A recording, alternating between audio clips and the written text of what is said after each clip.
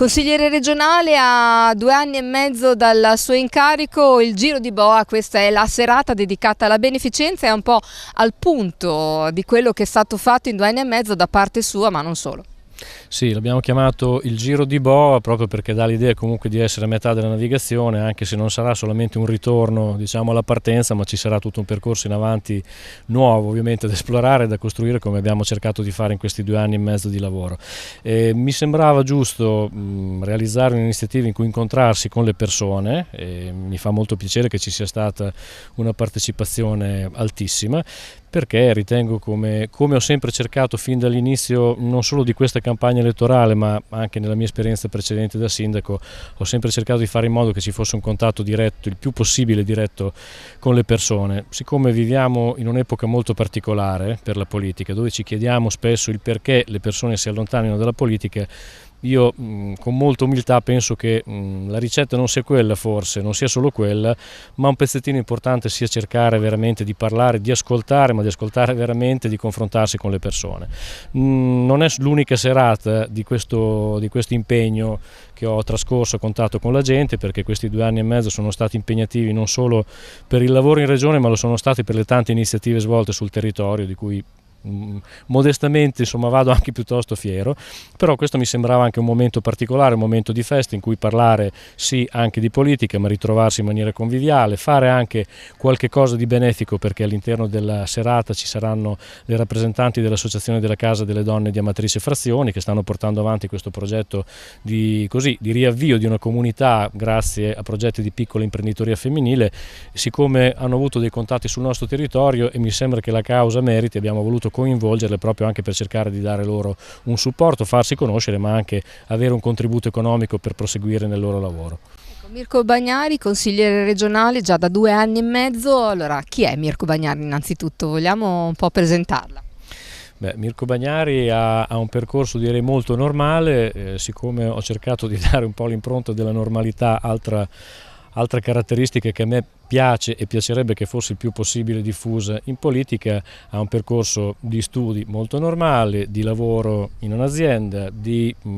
un'esperienza amministrativa all'interno del proprio comune, che era Fusignano, prima come consigliere comunale, poi come assessore e come sindaco. Devo dire che vado anche piuttosto orgoglioso anche dell'avere fatto tutta questa serie di tappe, perché credo che bruciare le tappe non sempre sia positivo, anche perché ti permette di capire, di conoscere meglio i meccanismi amministrativi, ma anche fare più esperienze e conoscere meglio le persone. Terminato l'impegno di 10 anni come sindaco, sono rientrato in azienda come dipendente, e poi dopo appunto è ricominciata anche questa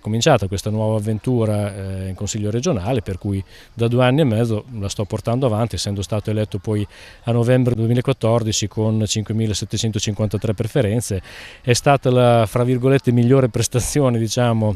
di questa provincia, il primo degli eletti, ricordando però sempre che veniamo appunto da un giro elettorale in cui la partecipazione è stata solamente del 37,7% degli aventi diritto al voto. Allora sicuramente siamo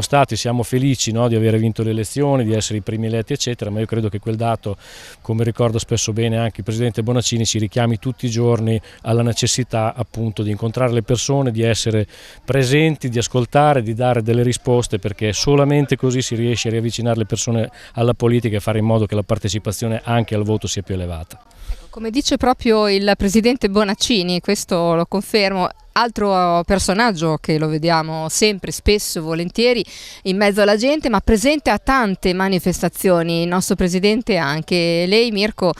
da sempre in mezzo alla gente. Vogliamo ricordare tantissime le iniziative, tantissime anche i lavori che avete svolto in Assemblea Legislativa come consigliere regionale, ma poi con tante altre mansioni all'interno dell'Assemblea Legislativa e anche varie commissioni di cui lei fa parte. Sì,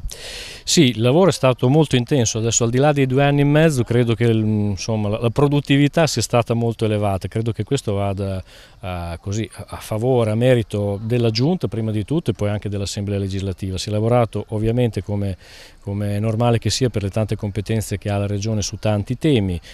Siamo partiti con la riduzione dei costi della politica su di noi, diciamo su noi stessi, è stato il primo provvedimento che abbiamo fatto. Dopodiché le leggi sono state tante, importante, da quella sull'economia circolare al piano regionale dei rifiuti, a quello che è il piano, appunto, il piano energetico regionale, ad altri provvedimenti. Voglio ricordare la riforma dei servizi educativi con l'introduzione dell'obbligo vaccinale, la legge, diciamo, di riordino territoriale della nostra regione, la legge sull'inclusione sociale, leggi di cui mi sono occupato più specificamente, quella sulla riforma, sulla semplificazione del demanio marittimo, come pure la nuova legge sui consumatori e gli utenti e quella sulla mobilità ciclabile, oltre appunto a tante altre leggi come la legge sullo sport e tutti quanti i provvedimenti che stanno cercando di dare un segno di innovazione nell'azione politico-amministrativa della regione. Mi piace anche ricordare che su molti provvedimenti si è cercato il più possibile anche di avere un dialogo aperto con la società emiliano-romagnola, con quelle che sono le rappresentanze dei cittadini e anche delle imprese,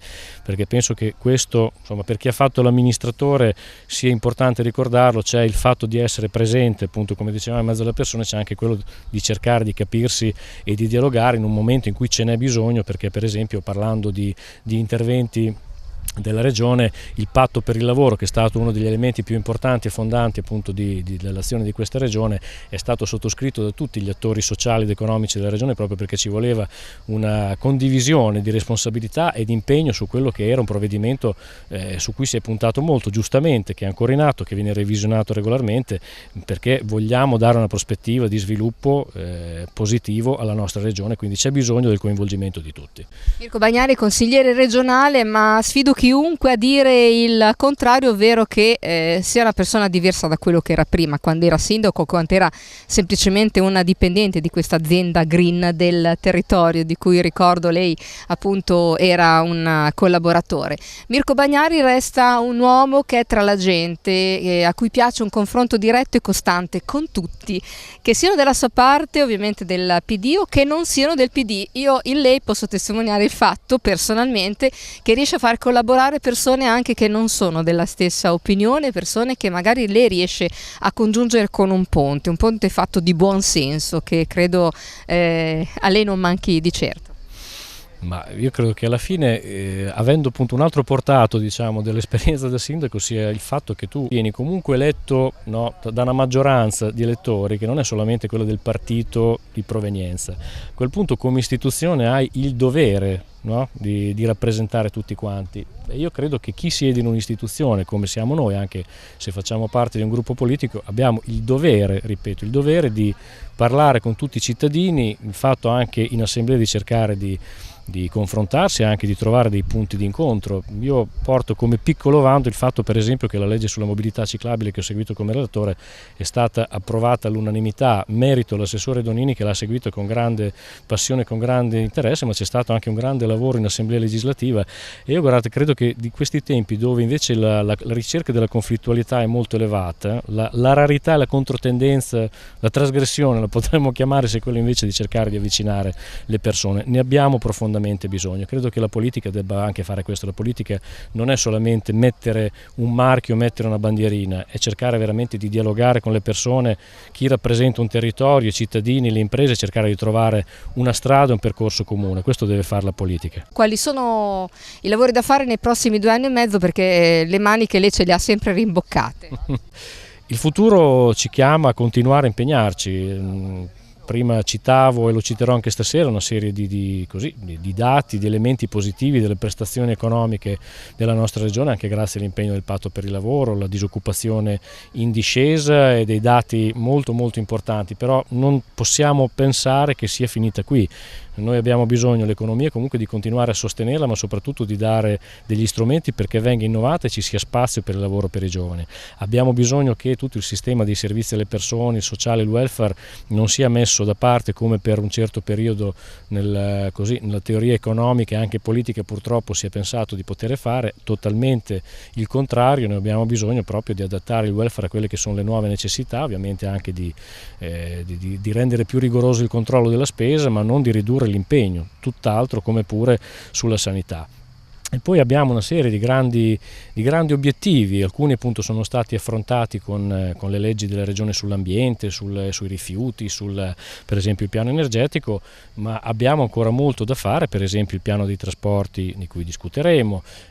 abbiamo la nuova legge urbanistica, tutta una serie di provvedimenti che sono molto molto importanti per il futuro della nostra regione. Io credo che anche qui dobbiamo cercare di trovare un punto di incontro fra quelle che sono le diverse necessità, le diverse esigenze, sapendo che abbiamo bisogno di fare crescere la nostra regione. Non possiamo pensare di guardare indietro, ma dobbiamo farlo con degli strumenti adeguati che tengano conto di quelle che sono anche le opportunità, per esempio, che la tecnica ci offre per diminuire l'impatto sull'ambiente della nostra impronta ambientale. E io credo che in questo la regione possa fare molto e nei prossimi anni possiamo veramente costruire molto,